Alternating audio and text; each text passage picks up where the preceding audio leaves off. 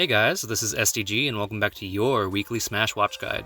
This is the series where I go over every Lumi ranked event for the upcoming weekend to talk about the seeding, storylines, streams, and everything you need to be caught up. And this week, we need to talk about Port Priority 8. Priority 8 is looking to be the final P tier of the year, and it's easily one of the most stacked alt brackets we've ever seen. The seeding reads more like an end-of-year ranking than a list of entrants, with the majority of global top 50 in attendance, alongside a pretty comprehensive swath of depth players from across Canada and the US.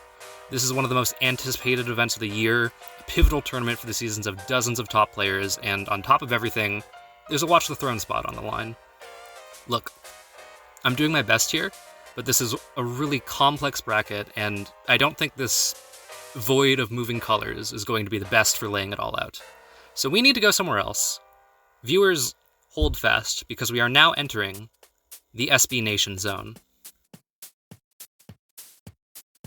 Welcome to the Smash Brothers Nation Zone, because what else could those two letters indicate?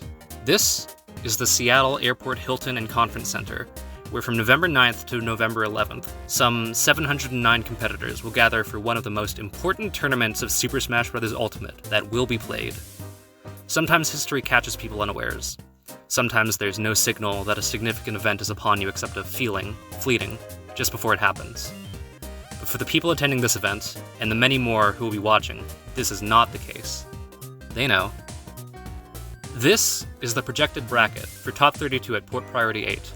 This lineup includes 30 of the top 50 players on the mid-year ranking, alongside quite a few players who will surely be top 50 by year's end.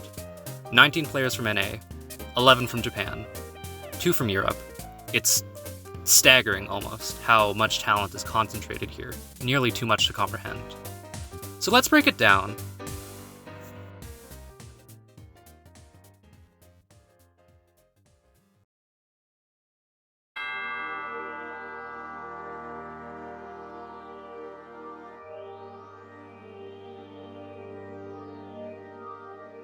These prisms indicate the head-to-head records between each player in the projected sets. The colors indicate whether each player is seeded to win or lose the set, and for each win a given competitor has over the others, the prism gets higher. So if you see a red prism higher than a green one, well, that's an upset alert. Of course, these head-to-heads don't tell the full story, or in some cases even obscure it. Leo's 10-8 record on Tweak, for example, doesn't account for him losing their last 4 sets in a row, or failing to take a set off him since 2021. And although DeBuzz leads Gluttony in their set history 6-4, Gluto is the kind of player to figure something out and then never lose to them again, and he's won the last 2 times these players have faced off. In other cases, though, the head-to-head paints a clearer picture. Akola's 8-1 record against Ashimo, for example, is pretty overwhelming, as is Lima's 11-3 record over Shattuck. Any new Shattuck fans from Miami, this is one matchup you hope he'll dodge, because this would be very, very difficult. Not impossible. But while head-to-heads can provide a degree of certainty to a given matchup, they can also highlight uncertainty. Take, for example, the projected match between Light and Hurt, the only one among the winners bracket where there is no prior set history. These two are about to set off into uncharted territory, and there's more than one kind of uncertainty that head-to-heads highlight. This top 8 qualifier match is Tweak versus Spargo, and you're looking at a perfectly even 8-8 set history. If this deciding 17th set happens, it'll be one you won't want to miss. Now you'll note I've been largely glossing over the losers bracket, and for good reason. There's a good chance that few to none of these projected losers matches end up happening, just by the nature of how 1 or 2 upsets early enough in winners can scramble the losers paths of so many players. For armchair stats heads like myself, trying to chart a losers bracket path may as well be like trying to cross the ocean by the stars. You can't be sure of exactly where you are, but you can look for patterns. We'll get back to that later. With the general bracket structure covered, it's time to look at specific paths. As much as I'd love to, I have neither the time nor the means to cover every player here, so we're going to look at the top seeds, as well as some other notable or exciting prospects. Before we start, one thing to keep in mind. With a Watch the Throne invitational spot up for grabs, this is a rare event with 2 victory conditions. Win the event, or be the last uninvited player remaining. And everyone here has a rough journey coming into port. We start with the first seed, Akola, and right off the bat, this is one of the most challenging brackets for a first seed I've seen ever. Akola was already going to be challenged to win this event, with Spargo, his biggest bracket demon, in attendance, alongside Mia, his toughest Japanese rival, who double eliminated him at Kagurabi 11 a month ago. Now, Akola is known to prep hard versus players he's lost to before, but Spargo and Mia right now seem like something else. The Aegis he's been preparing beat Kananabe's Cloud at Mayasuma top 14.5, but not cleanly enough to suggest it'll be a significant threat to Spargo. And though the last time Akola lost to Mia, he won their next set, anyone who watched these two's last few encounters and watched Mia go from narrowly losing at Sumabato and Delta to dominating at Kagurabi knows that Mia now poses a challenge that will demand more from Akola before he's surmounted. Despite being seeded first, I think Akola has unfavorable odds to win this tournament. I think if he meets Spargo or Mia in winners finals, it's more likely than not that he's out of luck. Now, as SmashCon proved, it's definitely possible that neither player is there to meet him, but even making it to winners finals will be a daunting task with this bracket. Apollo Kage in winners top 64 is already a rough draw, with the St. Louis Snake having good records against the best NA Steves like Jake, Desmona, and Pocket. Ashimo is 1 for 3 this year against Japanese Daisy Umeki, so odds are Akola faces Mutace for winners top 32, the only North American player with a winning record against him besides Spargo. Then, winners quarters places him against Zomba or Riddles, and while history favors him against Riddles, Zomba defeated him at Ludwig Smash Invitational, and their set at Let's Make Moves Miami 2022 went to Game 5. Lastly, in winners semis, he might face Sonics, who slew Pocket at Ludwig's last year. Combined with Akola's loss at Mayasuma top 11 to Ken back in March, the picture is becoming very clear. This is a bracket where Akola is going to face adversity every step of the way. As much as the odds can be against the number one player, they're against him here. But he's beaten those odds before. We move on to Mia, the event's second seed, who comes into bracket off a tidal wave of momentum, with major wins at Kaguri 11, Rise and Grind 2023, and Seibugeki 15. Mia's bracket gets off to a rocky start, as Ouch in top 64 could pose some trouble, considering Mia lost to Atorie earlier this year. Sailing is smoother going forwards, but that uncertainty lingers. Mia's 1-1 with T, though he won their last set, and Meister could force a volatile mirror match. Light, though losing to Mia at SmashCon, has spoken multiple times about his prep for the up-and-comer, and Hurt, despite also playing a losing matchup, is one up on Mia lifetime. Finally, in winter semis, is his toughest opponent, Spargo, whose Aegis has thwarted Mia in both of their encounters. Mia's bracket, though not as outright hostile as Akola's, will nonetheless require navigating some murky waters. But if the winds blow right to land him in winners finals, then I'd give him better odds than not of winning the whole event. We now move to Spargo, seated third at port, with a first bracket I would call favorable. Neo, despite his deadly advantage state, likely gets outspaced and choked out by Spargo. Ken has never beaten him before, and he defeated Kurama at Miami just 2 weeks ago. Spargo's first major test is likely to come from Tweak, who as previously mentioned is even against him lifetime, and in fact positive into Spargo this year. Should MKLeo meet him in winners quarters instead, he'll have a bit of an easier time, given he won their last set at Smash Factor, although Leo did win their set before that. If, after all that, he makes it into winners top 8, his likely opponents are Mia or Light, with Light having resoundingly thrown him at Rewired Fest, and Mia bringing tons of experience against Shuton's Aegis to bear. But though this bracket has some currents to fight against, it's doable. Very doable, in fact, for a player as resilient as the young king of North America. Seated fourth at this event is Gluttony, the number one player in Europe, in the middle of a career high. Gluto hasn't missed grand finals at his past 6 events, a streak stretching all the way back to Delfino Mazza. Unfortunately, the course of this journey might spell the end of his streak, due to one of the roughest draws of anyone in attendance. Cola in Winners Top 64 is already pretty harsh, since, as the long-absent scion of the Binding Blade demonstrated last month, his hiatus hasn't led to any material degradation in his skill. The possibility to fight Siski after that is also rough, as the two are near even in sets this year, but Siski shouldn't make it that far unless DeBuzz gets upset, since Samus is heavily unfavored in the Olimar matchup. But in Winners Quarters, that same matchup comes back to bite Gluto as he faces either Sonics or Shutone to make Winners Top 8. Sonics, with a commanding lifetime record of 6-1, one of just a few players to force Gluto off his signature Wario, and Shutone, the other player to accomplish this feat, whose Olimar has defeated Gluttony time and time again. Past this nightmare crossing, Gluto's bracket is doable, but I'd be shocked if he's able to make top 8 unscathed unless he's able to dodge both Sonics and Shutone like ships passing in the night. Let's finally speak about Sonics, who, at 5th seed, is the last player I think has a notable chance to win this tournament. He starts Winners Top 64 seeded into Big D, who actually defeated the Blue Blur at Coney's kickoff, the Miami Moves pre-local, 2-1. That makes this set a definite upset watch, but pre-locals are very different from the main event. so despite Big D's known tendency to hard punish matchup unfamiliarity, this is a draw Sonic should be able to overcome. From there, he has a winning record against both Shootone and Pocket. He's heavily favored into Gluto, and won his last set against Abuzz. He's favored against Zomba, and theoretically has a good shot at Acola, and then he'd face either Mia or Spargo in winners finals, at which point he practically has a coin flip odds of taking the event. This has been Sonic's breakout year, his first time winning a Super Major, so it seems almost fitting that he has good chances on taking the season's final premiere to boot. To boot. I said to boot.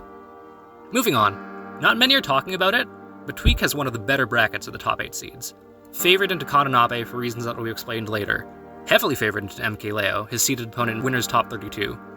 Winning in the head-to-head this year against Spargo and favored historically against Ken.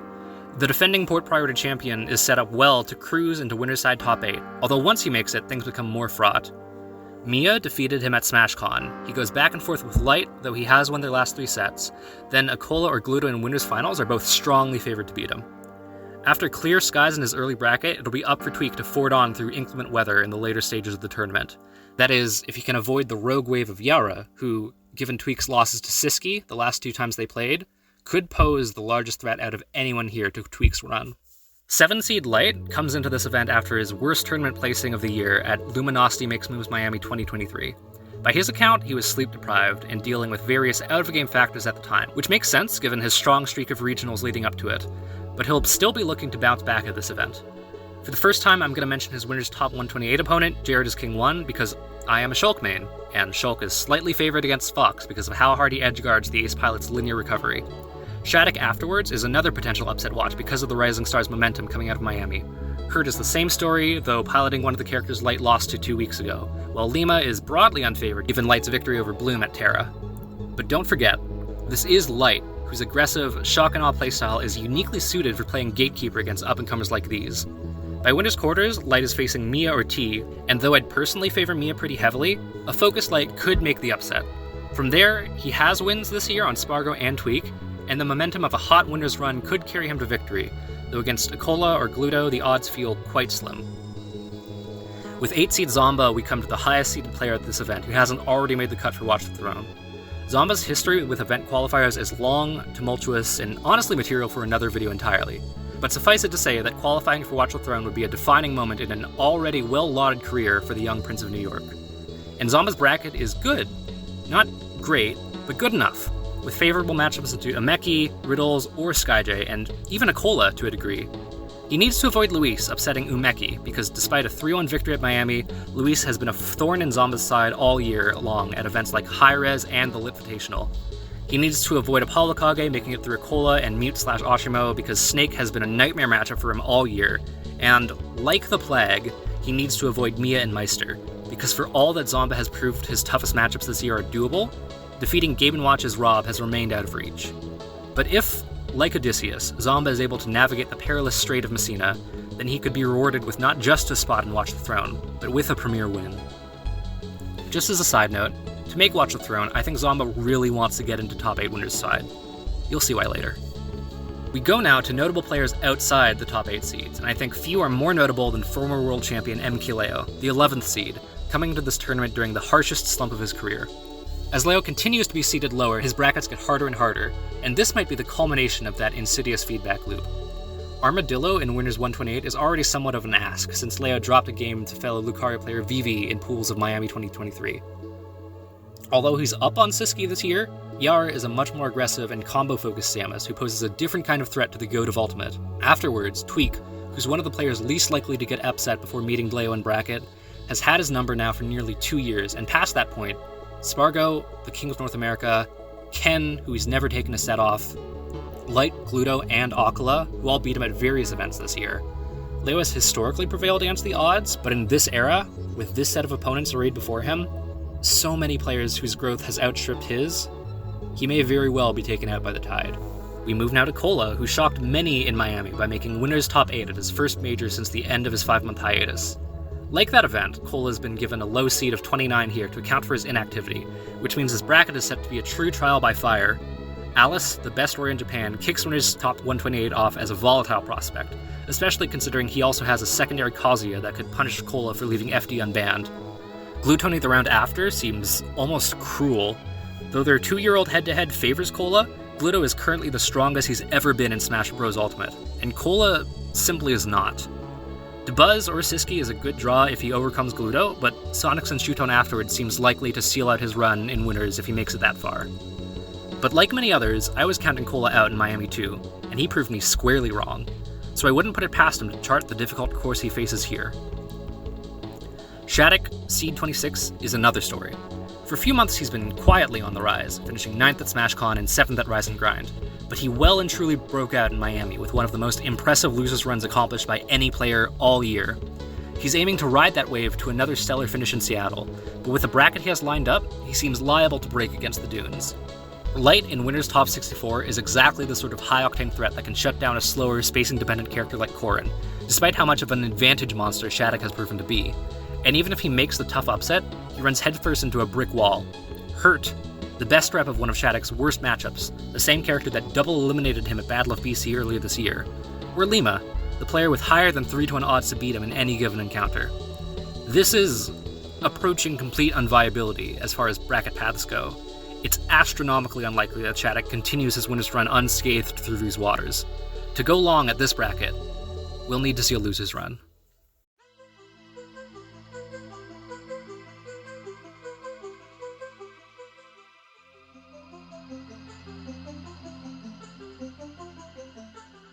Losers' runs are fickle things, dictated more by the moon and stars than any seeder or bracket architect. At any given major, you'll see dozens of upsets, some small and some, well, not. And every time a player in winners falls overboard too soon, the ripples carry through losers. The larger the upset, the bigger the waves. The best way to predict losers' runs isn't to look at the immediate opponents a given player might face. It's to look ahead, at the high seeds most expected to make it farther in winners, and which parts of the bracket they might gatekeep once they lose. For example, if Shattuck loses as seeded to Light, he's expected to play loser of Gact and Ouch. Tough, but I can see him making it through. After that point, though, he's gatekept by the loser of Hurt versus Lima. This is a near inevitability. Unless Hurt or Lima get upset before Winner's Top 64, or unless they're eliminated in losers by Goblin or H4 or whoever ends up in that part of bracket, they'll play Shattuck, and odds are he'll lose. So to get a viable losers run going, Shattuck wants to upset Light. In doing so, he'll unlock this losers path instead, by losing to Hurt or Lima. There's still a little shaky here, like if Tariq meets him in losers top 32. Expected opponents of T, Pocket, or Big D in the next round is fine, good even. And at the end of top 32, the players set to gatekeep his path into top 8 are Akola, who went Game 5 with Neo at SmashCon, and Zomba, who we beat 2 weeks back. Shattuck really wants to beat Light. Another player who famously lives and dies by their path and bracket is Big D, who can make winners finals or be eliminated before top 32, depending on the matchups he faces. Miami, Gommel, and Battle of BC have been a rough string of majors for the hero of Vancouver, although he had a nice run at SmashCon. Ice Climbers generally do well into characters who have to fight them up close, so Andres FN is a good draw, and, as previously mentioned, Sonics afterwards has potential for Big D to make the upset, though I'd still give Sonics the edge. Shutone or Pocket afterwards, though, is about as bad a draw as Dawson could get. 2 players he's never beaten before. Now, Big D has beaten Nicole and Apollo Kage. He can overcome a bad matchup, but it's prudent to look into his prospects and losers regardless. The prospects have sunk. Alice or Beastbone Paul to start with. Anyone remember Big D versus DCA at Mainstage 2022? The pool set where Big D almost lost to an unranked hero player, only winning because his opponent put down his controller and popped off prematurely? No, just me? Alright, well, if Big D is able to make it to top 32, his reward is Pocket, Shutone, or Cosmos, 3 players who have eliminated him from events before. And if he makes the Sonics upset instead, well, things get better. Ouch would be a rough draw. He lost to Shattuck at SmashCon. The buzz sounds just not fun, but the biggest obstacle to a deep losers run is at the end of the line, where he very likely plays either Tweak Sephiroth or Spargo's Cloud. Another 2 matchups where he has never won a full set. A losers run stopped dead at 9th would be unfortunate, but it'd also be a step up from his 33rd placement in Miami. And in competition, that's sometimes how you have to take it. Step by step. The next 2 players are exciting Japanese prospects making their debut in North America. It's these players who I'm most excited to see perform in bracket, who are at some of the most exciting points in their careers. We'll start with Kananabe, a young Fox main coming off of an incredible run at Kagurabi 11, who's received a lot of vocal support from fellow Spacey main Light. Kananabe's Fox is aggressive, unorthodox, and very dangerous. His bracket starts with an interesting pull in base mage. He's even against Senra, the best puff in Japan, with their last set going Game 5 in the young Fox's favor, so this could go either way. Tweak, his next seeded opponent, is very tough though. The best Diddy player in Japan is Ryuo, who is 4-2 lifetime against Kananabe and has beaten him 3 times in a row at ranked events. Given that, asking Kananabe to beat the best Diddy in the world seems pretty unfair. Though if he does do it, he could beat Leo, though he's down a set lifetime against Yara. Past that, it seems really, really hard. Maybe in losers he'll fare better. This draw is decent. Anathema could be a dangerous opponent, especially since Japan doesn't really have a Rob with advantage state as polished as his, but the set of opponents after that is doable. Kananabe's top 8 prospects would be gatekept by Mia, who he hasn't beaten at a ranked event, or Light, whose greater experience with the character would mean I'd favor him in the Ditto. If Tweak beats Kananabe on the other hand, and loses to Leo or Yara afterwards, he has some very interesting prospects ahead. Any one of this first round of opponents could take a set off him, but if he makes it past them, his most likely opponent is Ken, and the Fox-Sonic matchup is infamously one of the few in the game Sonic might lose. Though he'd more than likely have to fight Gluttony to make top 8 if he somehow draws Sonics instead. I mean, Sonics takes games and even a set off of Light, but just imagine. With this next player, we don't have to imagine. Hurt will make waves at Port Priority 8, outplacing Mia at Delta 5 to even win the opportunity to be here, making top 8 at P-Tier Kagurabi 11 immediately after. Hurt is one of the most promising Rising players we've seen all year. He's beat Mia with Snake, the best Game & Watch player in the world, apologies to Meister. Hurt beat him with Snake. Now, Atomic is a rough draw for top 128, a Texan player coming off of an Apollo Kage win at Rewired Fest. Lima afterwards has also beaten AK, though overall I think Hurt is still heavily favored into both these opponents. Then his first real roadblock, Light. Now when Light lost to Apollo Kage at Miami, he was playing tired and low energy after a rough loss to WebJP in a cacophonous venue without headphones against a character whose audio cues are among the most telling. For sure, some truly anomalous circumstances. My argument is that at the end of the day, Light lost to Apollo Kage, and Hurt is by most metrics currently the better Snake. In the not overwhelmingly unlikely scenario that Hurt beats Light, he plays Mia or T, and you already know he beat Mia, then Spargo or Tweak, which is where even I start to run out of justifications. That's a big ask of anyone, especially someone who lost to Etsuji's Diddy in their first major in eons. But there's one more detail to consider with Hurt, because if he loses as seeded to Light, he gets placed in the same part of losers as Zomba, former to losing to Akola in winners' quarters. And Zomba, though victorious against MVD, lost this year to Apollo Kage and Alan Dis. Remember when I said Zomba really wants to make top 8 winners? This is why. Finally, we have a player who I think is the sleeper pick to shoot a cannonball through this whole bracket. And if you've been paying attention, you can probably guess who I mean. Yaura, in contention for the title of best Samus player in the world, comes into this event off a top 8 finish at Seibugeki 15, a Proto-Bantam win at Kagurabi 11, and a tournament win over Umeki and Gap at regional Itsukushima 2. He starts winner's side top 128 against MVD, a rough draw given Snake's favorable matchup into Samus, but one Yaura has overcome against Hurt before. And if he beats MVD, just look at who he's set to play. MK Leo, at the most vulnerable point in his career. Tweak, after 9th in Miami and a Siski loss at Smash Factor a few months back. And Spargo, a player he's already beaten way back at Kagurabi 10. Can you imagine a winner's path of Leo, Tweak, and Spargo, all to make winner's side top 8? Even with the very unfavorable draw of Mia or Light after that, I think you'd be hard-pressed to say Yaura hasn't done enough to throw everything about this tournament up into the air. If he can just beat MVD, if he can just beat MVD,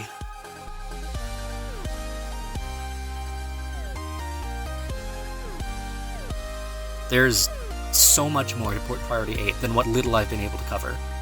The results of this event could dictate how the most important storylines in the scene unfold months or even years down the line. With so many notable players stuffed onto the same ship, the narrative of Port is bound to be who will sink and who will swim.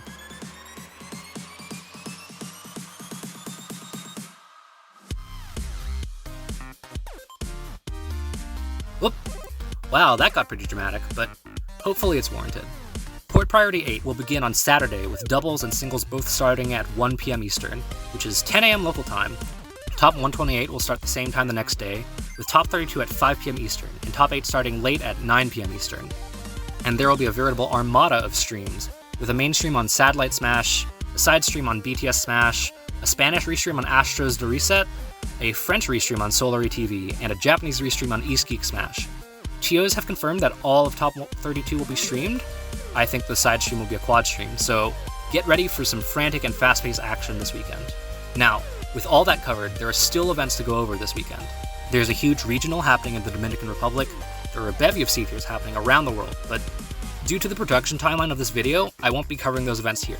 Instead, those will be covered in a Medium article, which I'll be putting out Friday, when we have finished seedings and, frankly, I've regained a bit of energy from editing this video. The article will be linked in the description upon its release.